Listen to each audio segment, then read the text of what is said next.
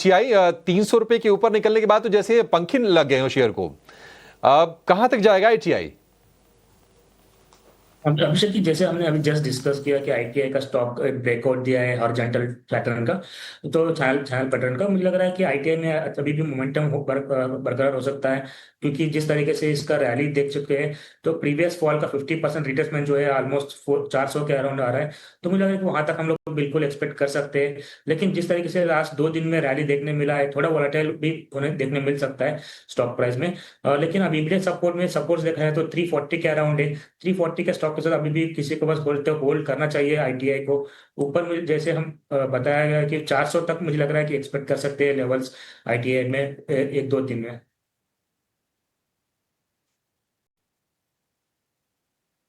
ITI को लेकर ये व्यू 400 रुपए के लेवल भी आ सकते हैं, होल्ड करने की सलाह है।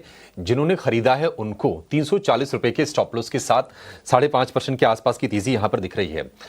प्रॉपर्टी स्टॉक्स की बात करें तो आज आपको प्रेस्टीज का शेयर ऊपर जरूर दिखेगा, करीब 2-2.5% के मूव्स हैं। लेकिन बाकी के अगर स्टॉक्स की बात करें तो दिग्गजों में भी तेजी है। डीएलएफ का शेयर भी चल रहा है। और अगर आप एक महीने की अवधि में अगर तुलना करेंगे तो मैक्रोटेक हो गया या फिर डीएलएफ हो गया, इन दोनों का जो प्रदर्शन है प्रेस्टीज से अच्छा दिखेगा। प्रेस्टीज ने दरअसल मुंबई में 4 प्रोजेक्ट डिलीवर किए हैं और उसके बाद शेयर में तेजी बनी है। हरीश जी, रियल एस्टेट पैक में मैक्रोटेक के साथ जाएंगे या फिर प्रेस्टीज आज मूव दे रहा है तो थोड़ा सा आपको लगता है कि मोमेंटम वहां बिल्ड हो सकता है? अगर आज के लिए स्पेसिफिक की बात करते हैं तो शॉर्ट टर्म के लिए मुझे लग रहा है कि प्रेस्टीज एक अच्छा काउंटर रहेगा।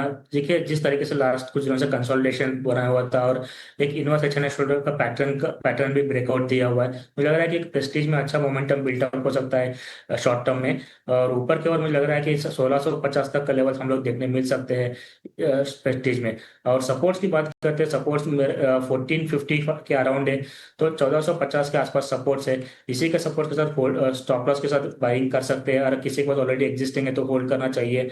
ऊपर 1650 से 1660 के लेवल्स के लिए मुझे एक्सपेक्ट कर सकता हूँ कुछ शॉर्ट टर्म में प्रेस्टीज एस्टेट्स में। एस्टेट पर ये एक नजरिया बनता है, रियल एस्टेट बकेट में प्रेस्टीज एस्टेट पर ये राय बनती हुई दिख रही है। लेकिन Kunal, what's happening with trend? Stock में बढ़िया अपमूव है, अच्छा खासा एक्शन है और ये तेजी लगातार बढ़ती हुई नजर आ रही है। 5680 के लेवल्स पर इस वक्त 2.25% की तेजी है और नज़रें इस स्टॉक से हट ही नहीं रही हैं, बिकॉज फंडामेंटली भी अगर देखेंगे कई सारे फैक्टर्स हैं जो कि पॉजिटिव हैं। एक्सपेक्टेशंस थी कि गुड क्वार्टरली रिजल्ट्स आएंगे, रिजल्ट्स अलग तरीके से एनालिसिस ज़रूर किए हमने, लेकिन प्रॉफिट ग्रोथ की अगर बात करें on a CAGR basis, strong profit growth पिछले 5 साल से कंपनी दे रही है। तो आई थिंक चार्ट रेडी है ब्रेकआउट के लिए, मेरा ऐसा मानना है मानसी, बिकॉज बहुत बार हमने देखा है कि स्टॉक 5700 के आसपास आके अटक जाता है। वहाँ पे हम देख रहे हैं कि मोमेंटम स्लिप हो जाता है बार बार ट्रेंड में। बट इस बार मुझे ऐसा लग रहा है बिकॉज जो पुल बैक आया था स्टॉक में वो बहुत ही ज़्यादा माइल्ड था as compare to previous pull backs. तो उस लिहाज से मुझे ऐसा लग रहा है कि शायद स्टॉक इस बार ब्रेकआउट दे दे 5700 5750 रेंज का या रेजिस्टेंस का। बट और अपसाइड में मुझे ऐसा लग रहा है कि अगर ये ब्रेकआउट दे दे तो स्टॉक बहुत ही बड़े अपमूव के लिए शायद रेडी हो सकता है, जहाँ पे पॉसिबल है कि स्टॉक 6200 6500 तो करीबन 700 से 1000 पॉइंट का एक अपमूव भी आ सकता है पोटेंशियली ट्रेंड में। तो जो शॉर्ट टर्म ट्रेडर्स है जो एंटिसिपेट करना चाहते हैं, जनरली आई थिंक एक 100 पॉइंट का ब्रेकआउट और बाकी है ट्रेंड के लिए।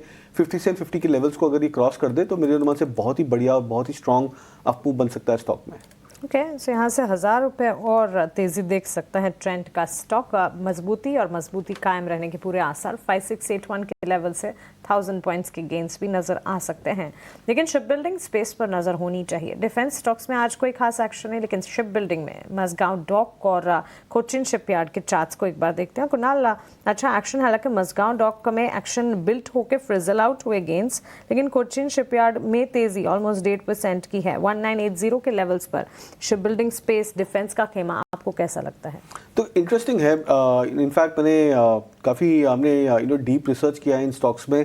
जब हम देख रहे थे कि डिफेंस स्टॉक्स पे ओवरऑल किस तरह से मूव आ रहा था, उस लिहाज से भी मुझे ऐसा लग रहा है कि काफ़ी सारे जो शिप बिल्डर स्टॉक्स है उसमें अभी भी एक बहुत अच्छा अपमूव बाकी है। बिकॉज जो इनिशियल मूव स्टार्ट हुआ था वो मैज़गांव डॉक था जो आउट परफॉर्म किया था। उसके बाद में काफ़ी सारे अंडर परफॉर्मिंग स्टॉक्स थे जैसे कि कोचिन शिपयार्ड, GRSE, ये सारे स्टॉक्स ग्रेजुअली मूव अप कर रहे थे। अब हालांकि स्टांस पूरा चेंज हो गया है। जीआरसी एक बहुत ही हाई मोमेंटम जोन पे है, कोचिन शिपयार्ड एक मिड जोन पे है और मैज़गांव डॉक जो है वो एक कंफर्टेबल स्लो ग्रेजुअल अपट्रेंड पे चल रहा है। तो जो बीटा नेचर है स्टॉक्स का, जो आउट परफॉर्मेंस है वो पूरा चेंज हो चुका है लास्ट 3 मंथ्स के कंपैरिजन में। तो ये जनरली इंडिकेट होता है कि स्टॉक या सेक्टर्स की जो अप मूव है वो अभी भी इंटैक्ट है। मेरा ऐसा मानना है कि मैज़गांव डॉक और कोचिन शिपयार्ड यहाँ से अभी भी स्ट्रांग लग रहे हैं चार्ट्स पर, तो यहाँ से भी खरीदारी की जानी चाहिए।